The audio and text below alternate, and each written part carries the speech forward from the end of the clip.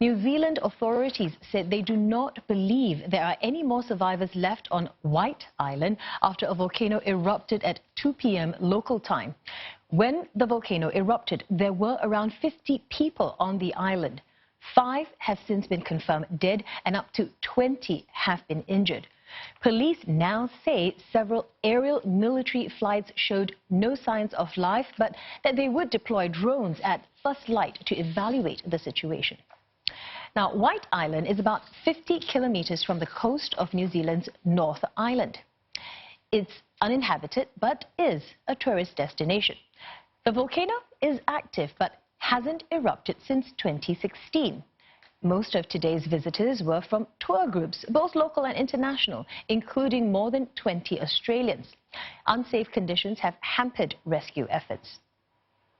Due to the current risk, emergency services are unable to access the island. And what I mean by that, we have taken advice from GeoNet, and they have assisted us with making a risk assessment that the island is unstable. There's possibilities of further eruptions, but actually the physical environment is unsafe for us to return to the island. New Zealand Prime Minister Jacinda Ardern says authorities are doing all they can. It continues to be an evolving situation. We know that there were a number of tourists on or around the island at the time, both New Zealanders and visitors from overseas. I know there will be a huge amount of concern and anxiety for those who have loved ones on or around the island at the time, and I can assure them police are doing everything they can. Our correspondent Isabel Ewing broke down the rescue efforts on the ground. White Island is an extremely popular tourist destination, despite being New Zealand's most active cone volcano, so about 10,000 visitors every year.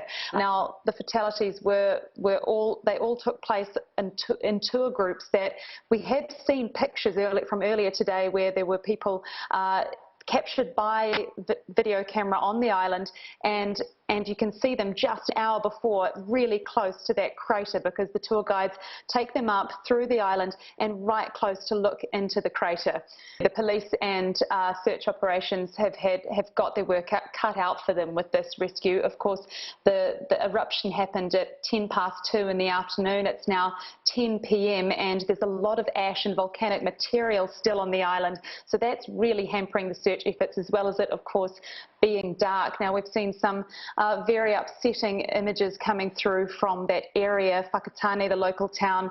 Everybody is used to seeing the island puffing smoke. It's sort of a local, it's a site that's well known to locals, but never have they seen this level of emergency services and people coming in from these ash-covered boats with serious burns and many more unaccounted for. So a very distressing time for this community and for the country. Dr. Lorraine Shadow, Earth Science Specialist at the Earth Observatory of Singapore, explains why there were no warnings issued before the eruption. There was no immediate short-term sign of the eruption happen, but a few weeks ago the monitoring agency GeoNet had increased the volcanic alert level from 1 to 2, showing that they recognized they had seen increased seismicity and increased gas emissions, so they recognized something was going on, but they couldn't tell when the eruption was going to erupt. For many volcanoes, volcanic eruptions are extremely difficult to forecast. So despite volcanoes being continuously monitored, as is White Island volcano, it is very challenging to tell when an eruption is going to happen. So I'm sure should the monitoring agency knew that something was going to happen, it would have communicated clearly and measures would have been taken.